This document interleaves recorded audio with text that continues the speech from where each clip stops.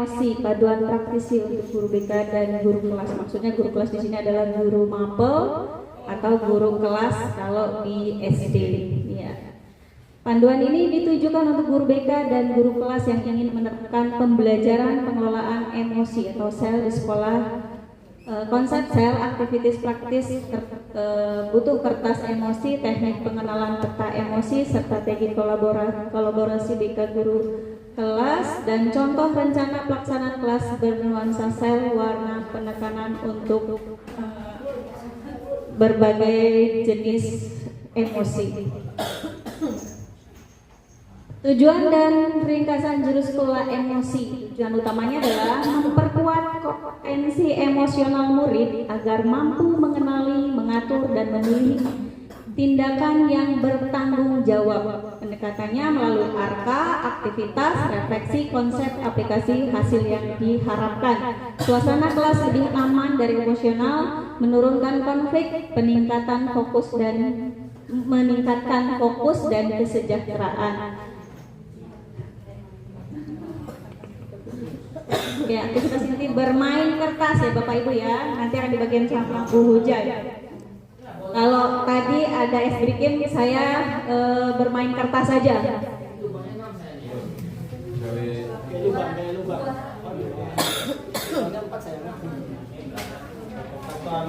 Kenapa saya berikan kertas? Nah, kertas ini adalah cerminan dari perasaan dan hati kita. Nanti ketika saya membacakan cerita, kertasnya kalau kita masih bisa menguasai emosi cukup dielus-elus aja kertasnya. Enggak bermain bolpen Pak. Enggak bermain bolpen, bermain kertas.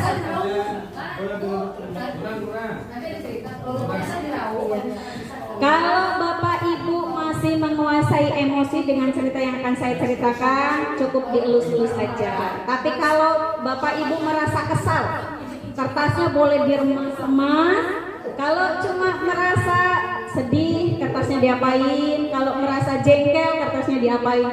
Tergantung suasana hati Bapak Ibu. Itu cerminan dari hati dan perasaan Bapak Ibu ketika saya akan membacakan cerita. Kalau Bapak Ibu masih bisa menguasai emosi, cukup kertasnya dielus-elus saja. Tapi kalau tidak bisa, silahkan kertasnya diluapkan melalui kertas. Entah diremas, entah disobek, entah apa gitu ya. Nanti akan kita lihat cerminan hati kita itu di kertas itu. Oke? Cerita yang akan saya bawakan adalah cerita sehari-hari aja ya. Terserah robek, mau diremas, mau dibasahin, tergantung suasananya. Iya.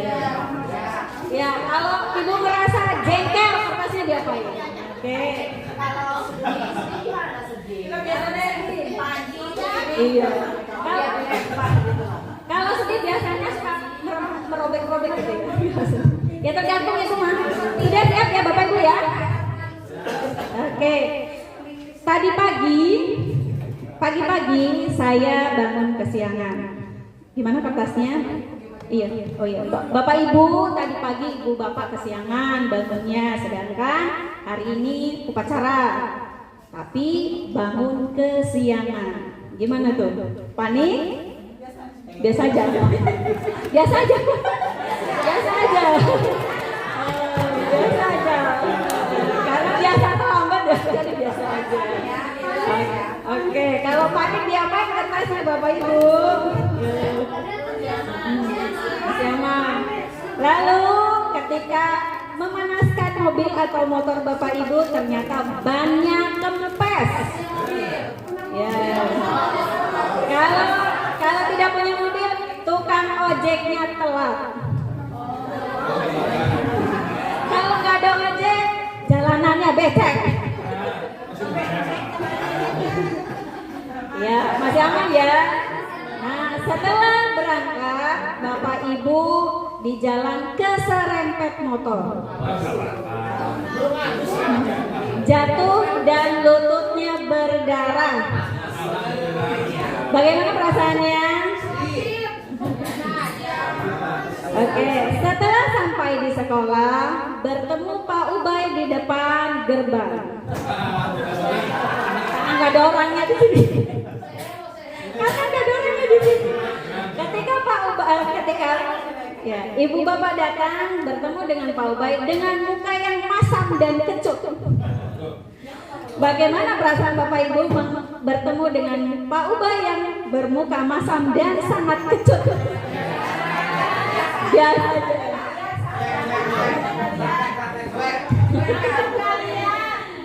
Lalu ketika ibu menyodorkan tangan, Pak Ubay berlalu begitu saja. Bagaimana rasanya? Oh, tanya kepada saya nih. Curhat berani. Oke. Setelah itu, Bapak Ibu duduk di kantor. Setelah itu Bapak Ibu lihat ada notifikasi di HP. Uang sertifikasinya cair 15 juta. Oke. Setelah itu Bapak Ibu masuk ke kelas dan di kelas sangat berantakan karena anak-anak barusan saja main bola dan memecahkan kaca. Bagaimana perasaan Bapak Ibu terhadap anak-anak yang ada di kelas itu?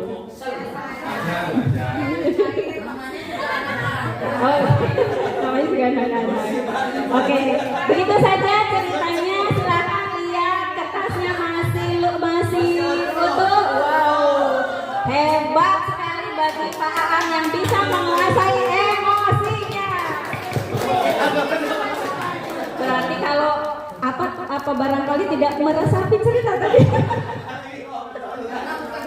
Coba ibu saya lihat yang Pak Widodo kertasnya agak lecek banget.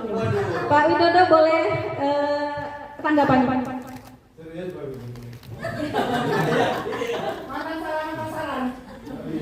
Kalau dilihat dari cerita dan kertasnya tadi, Pak Widodo meluapkan emosinya seperti apa? Ya, terima kasih Bu. Kita secara jujur kan tidak bisa membohongi perasaan kita. Ya, ketika kita suka ya kita bilang suka. Ketika kita nggak suka juga sebetulnya hati kita bilang tidak suka. Karena hati kan tidak bisa berbohong, kata Pak Ustadz ya, Pak Ustadz ya. Nah, jadi barangkali kenapa saya mendeskripsikan ya seperti ini, karena itulah gambaran saya dalam kehidupan. Terkadang saya merasa kecewa, terkadang merasa senang, dan saya terus terang aja terkadang agak bingung nih menghadapinya harus seperti apa. Itu yang justru ingin saya tanyakan ke Bu Rin dan Bu Se yang lebih tahu, karena itu adalah barangkali makanan kita setiap hari. Itu kan mudah diucapkan tapi terkadang sulit untuk dipraktikkan. Jadi jurusnya bagaimana seperti itu untuk menghadapi emosi kita yang kadang tidak stabil dan tidak bisa kita kendalikan karena sesuatu yang barangkali tidak terduga yang kita hadapi. Kalau sudah kita duga sih barangkali kita bisa siap-siap ya. Tapi ketika yang tidak terduga itulah yang barangkali butuh tips dari Bu Reni dan Bu Se bagaimana cara menghadapinya. Terima kasih. Pak Wid yang luar biasa. Ada lagi Pak Anwar, rupanya kertasnya sudah jadi pesawat terbang. Oke Pak Anwar.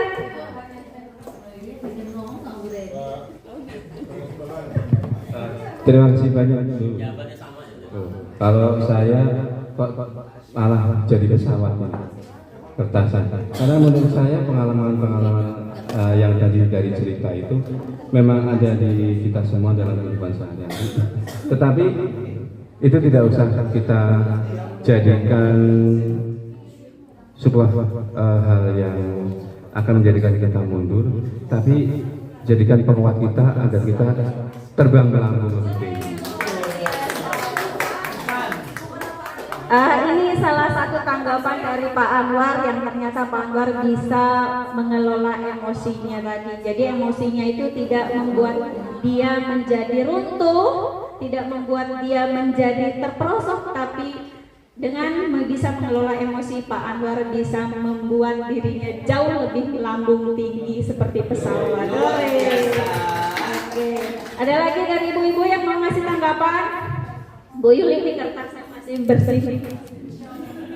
Assalamualaikum warahmatullahi wabarakatuh. Alhamdulillah kertas saya masih bersih. Hanya ketika sertifikasi saya baru saya kibas-kibas. Ya, untuk saya kebetulan kalau melihat anak suka terpancing untuk emosi, ya. Terus dan emosi itu merupakan watak, salah satu watak dari kita. Kadang kita pengen tetap plur lah, menerima apa adanya. Tapi dengan seketika melihat suatu kejadian anak yang tiba-tiba dan selalu terpancing untuk emosi. Kadang bukan dengan anak-anak aja, dengan sesama teman, dalam kondisi kita dalam keadaan lelah atau kesal dengan ada masalah di rumah. Kadang kita ada aja teman kita yang mungkin iseng atau apa, dan itu suka tidak terkontrol. Ketika itu emosi selalu ada. Bagaimana caranya untuk memplurkan, menerima apa adanya dengan waktu yang seketika timbul. Karena suatu saat ketika berpikir kita, itu kan cuma biasa, suka hilang juga, cuma yang tidak terkontrol dengan tiba-tiba. Itu bagaimana caranya untuk mengelola jurus ini, mengelola emosi, karena kita tidak mau sesama teman kita berlarut-larut dalam sebuah masalah. Karena di sini adalah tempat kerja kita, tempat mencari makan kita. Kita semua ingin plur ingin menerima apa adanya teman-teman semuanya, dan kita menjadi saudara. Terima kasih. Oke, ada lagi Bapak Ibu? Pak Wawe, silahkan Pak Wawe.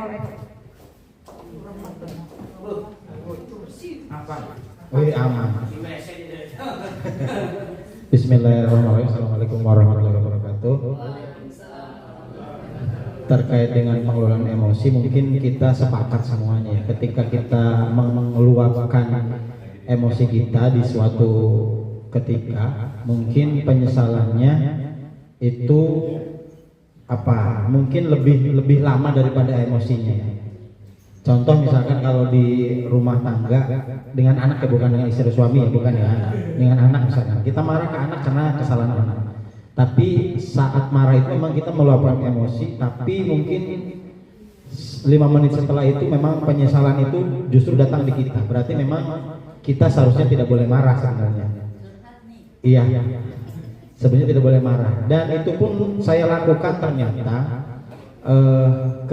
kebetulan kejadian itu sekitar sebulan atau 2 bulan yang lalu ya Bu ya. Saya marah di kelas, ternyata saya hampir 4 pertemuan saya malu sendiri ketika mau masuk kelas. Ya malu karena memang saya marah gitu ya. Sebenarnya memang tidak patut saya lakukan, tapi memang ya karena manusiawi marah. Ternyata memang saya untuk mengelola emosi memang harus perlu banyak belajar lagi. Kemudian kaitannya dengan tadi cerita, sebenarnya kalau emosi yang dimaksud dengan kekesalan sendiri mungkin kita sudah dewasa dan lebih kepada ambil hikmahnya mungkin ya Pak Ibu ya. Ambil ketika ada kejadian ini, ambil hikmahnya.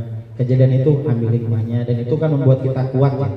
Ketika terserempet motor pun, ketika kita buru-buru ya mesti kita harus berhenti, kemudian menyita waktu kita sehingga kita terlambat di tempat kerja. Itu juga bagian dari ya udahlah ini musibah bersama gitu, ataupun apalah.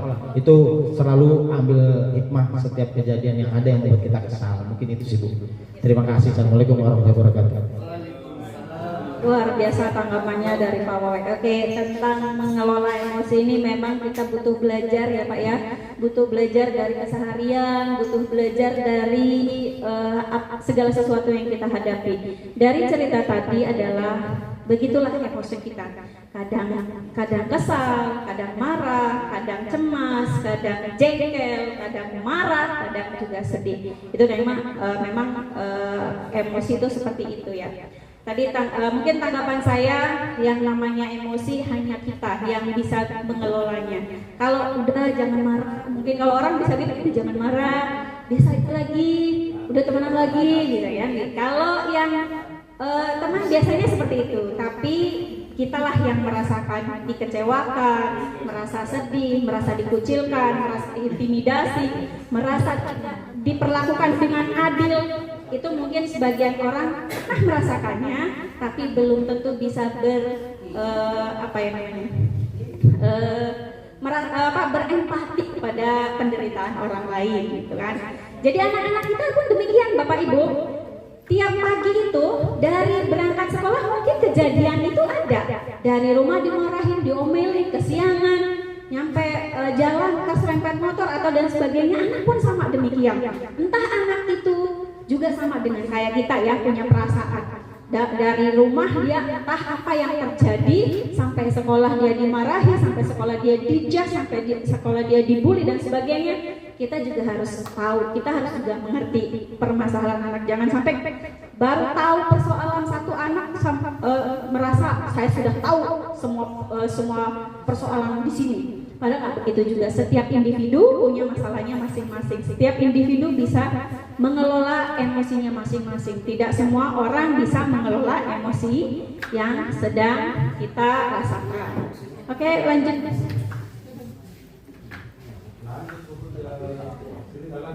Refleksi terstruktur setelah aktivitas. Diskusi kelompok